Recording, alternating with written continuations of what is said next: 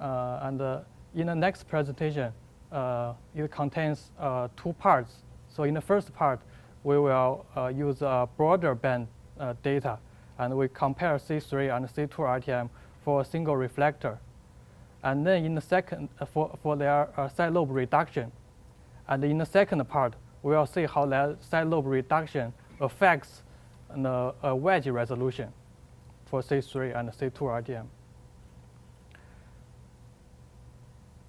So here in this, in the first part, here we will use these 2 wavelets. One is broadband and one is conventional. Here, this shows the broadband, the frequency of the broadband data is from 0 frequency to 50 frequency. We notice that it's not 0 at 0 frequency. We use this broadband data as an end member, so that we can see what would happen if we are giving enough low frequency.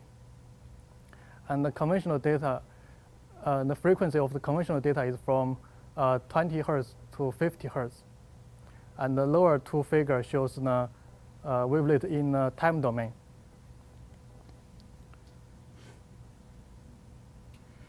And here shows the Kleber 3 image for 1 reflector.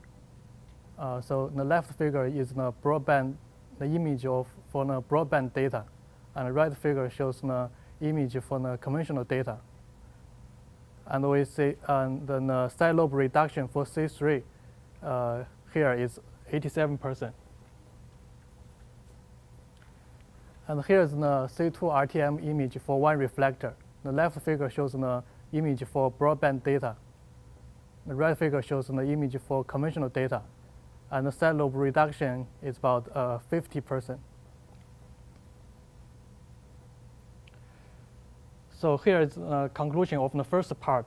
That is, we use a broader band conventional data as an end member and compare C3 and C2 RTM for a single reflector. And we see that the side lobe reduction for C3 is greater than the side lobe reduction for C2 RTM. So in the next part, the second part, we will see how this side lobe reduction affects the wedge resolution. So here in this second part, we will use a wedge model. And in this test, we use a series of 1D models to simulate the wedge model. So that in each 1D model, we have 2 reflectors, and the distance between these 2 reflectors is different in those 1D models. So we will have 4 tests. The first 2 tests is for C2 RTM with the broadband data and the conventional data. And the third test and fourth test is for Kleber 3 with broadband data and the conventional data. So next I'll show you the first test. This figure shows the image for C2 RTM for a single reflector. And here is the image for a 2 reflector when their distance is about 12.5 meters. And we can see here it looks like only 1 reflector. We cannot distinguish the 2 reflectors in this image.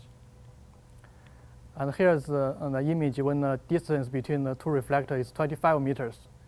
And we can see we can still not clearly distinguish the 2 reflectors.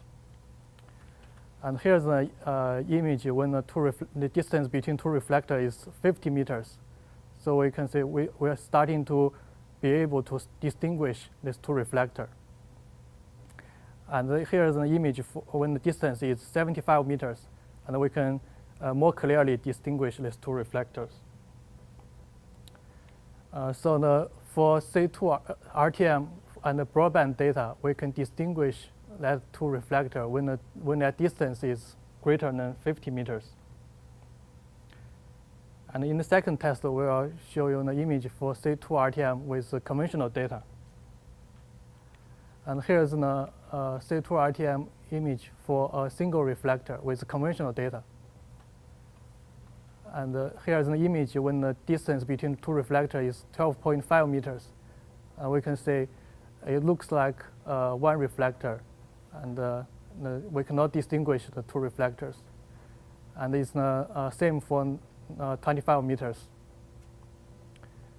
And when the distance is 50 meters, we can still not distinguish the two reflectors. When the distance is 75 meters, we are about to roughly started to distinguish the two reflectors. So for C2 RTM and the conventional data, we can distinguish that two reflectors when their distance is greater than 75 meters. So the next two tests is calculated by my colleague Qiang. So I'll ask him to show you the result. Yeah, I'm back. So first, I will show you the similar comparison for the broadband data for C3, Zou C3. And here is the image for one reflector.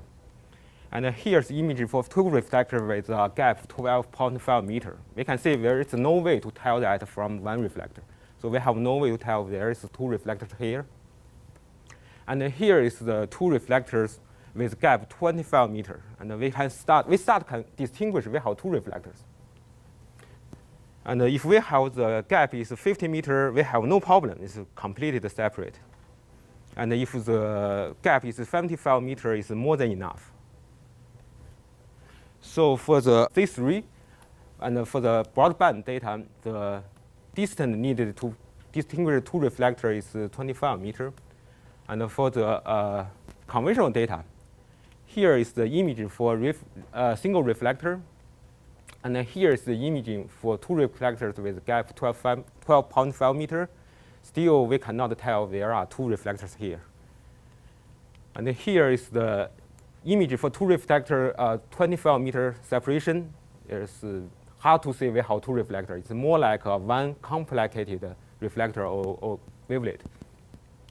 But if the gap is 50 meters here, we can see we have two reflectors.